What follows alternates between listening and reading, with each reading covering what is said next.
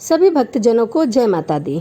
आपके अपने YouTube channel प्रेम भक्ति में आप सभी का तहे दिल से स्वागत है। और आज हम सुनेंगे दुर्गा सप्तशती की कथा अध्याय 3। तो चलिए शुरू करते हैं। सेनापति सहित महिषासुर का वध। महर्षि मेघा ने कहा, महिषासुर की सेना नष्ट होते देख उस सेना का सेनापति चिक्षुर क्रोध से भर देवी के साथ युद्ध करने लगा। और युद्ध करते करते वह आगे बढ़ा। वह देवी पर इस प्रकार बाणों की वर्षा करने लगा मानो जैसे सुमेरु पर्वत पानी की धार बरसा रहा है। इस प्रकार देवी ने अपने बाणों से उसके बाणों को काट डाला और उसके घोड़े और सारथी को मार दिया। साथ ही उसके धनुष और उसकी अत्यंत ऊंची ध्वजा को भी काट कर नीचे गिरा दिया। उसका धनुष कट जाने के पश्चात उसके शरीर के अंगों को भी अपने बाणों से एक एक करके बींध दिया। धनुष, घोड़े और सारथी के नष्ट हो जाने पर वह असुर ढाल और तलवार लेकर देवी की तरफ दौड़ा। उसने अपनी तीक्ष्ण धार वाली तलवार से देवी के सिंह के मस्तक पर प्रहार किया और बड़े वेग से देवी की बाईं भुजा पर वार किया। किंतु देवी की बाईं भुजा को छूते ही उस दैत्य की तलवार टूटकर 2 टुकड़े हो गए। इससे दैत्य ने क्रोध में भरकर शूल हाथ में लिया और उसे भद्रकाली देवी की ओर फेंका। देवी की ओर आता हुआ वह शूल आकाश से गिरते हुए सूर्य के समान प्रज्वलित हो उठा। उस शूल को अपनी ओर आते हुए देखकर देवी ने भी शूल छोड़ा और महाअसुर के शूल के 100 टुकड़े कर दिए और साथ ही महाअसुर के प्राण भी हर लिए।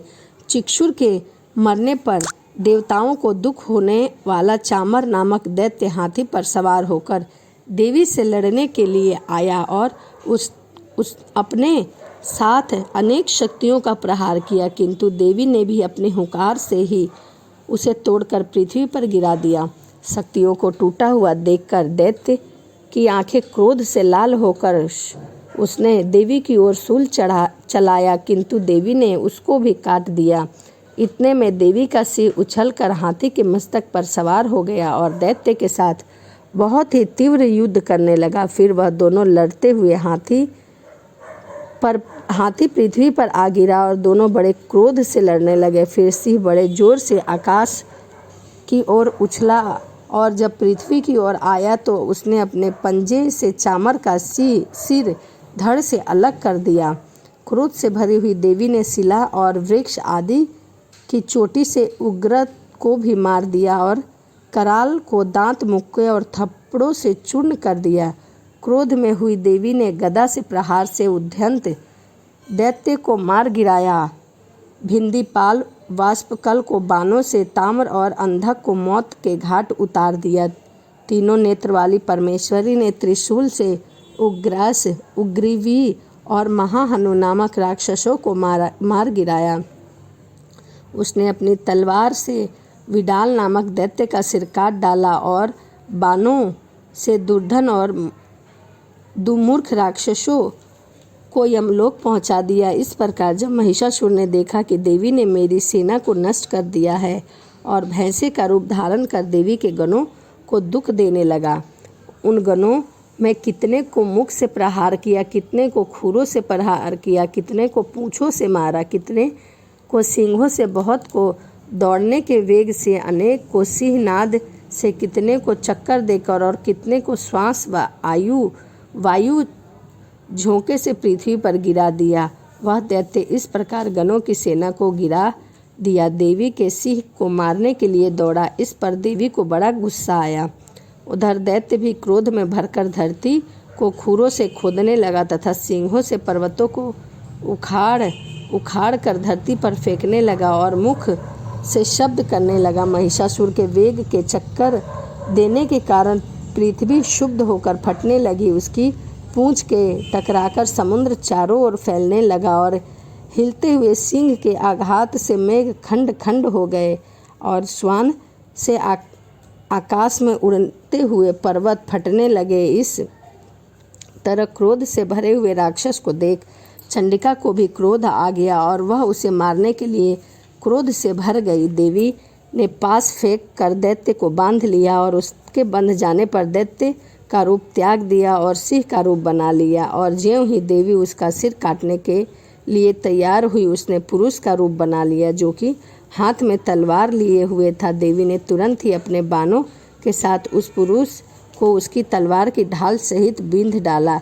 इसके पश्चात वह हाथी के रूप में दिखाई देने लगा और अपनी लंबी सूंड से देवी के सिर को खींचने लगा और गर्जना करने लगा। देवी ने अपनी तलवार से उसकी सूंड को काट डाली।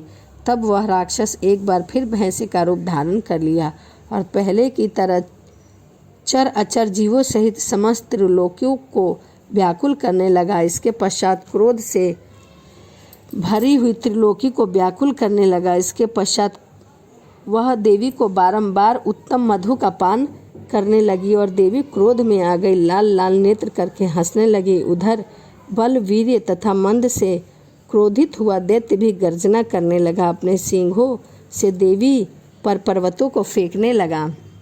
देवी अपने बाणों से उसके फेंके हुए पर्वतों को चूर्ण करती हुई बोली, अरे मूर्ख, जब तक मैंने मधुपान कर रही थी तब तू गरज ले और इसके पश्चात मेरे हाथों से तेरी मृत्यु हो जाने पर देवता गरजेंगे। महर्षि मेघा ने कहा। ये कहकर देवी उछलकर उस दैत्य पर जा चढ़ी और उसको अपने पैरों में दबाकर शूल से उसके गले पर आघात किया। देवी के पैर से दबने पर भी दैत्य अपने दूसरे रूप से अपने मुख से बाहर होने लगा। अभी वह आधा ही बाहर निकला था कि देवी ने अपने प्रभाव से उसे रोक दिया। जब वह आधा निकला हुआ दैत्य युद्ध करने लगा तो देवी ने अपनी तलवार से उसका सिर काट दिया। इसके पश्चात सारी राक्षस सेना हाहाकार करती हुई वहां से भाग खड़ी हो गई और सब देवता अत्यंत प्रसन्न हुए।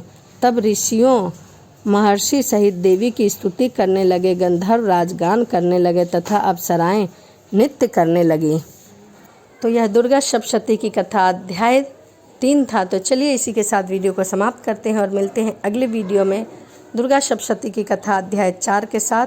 सभी को जय माता दी।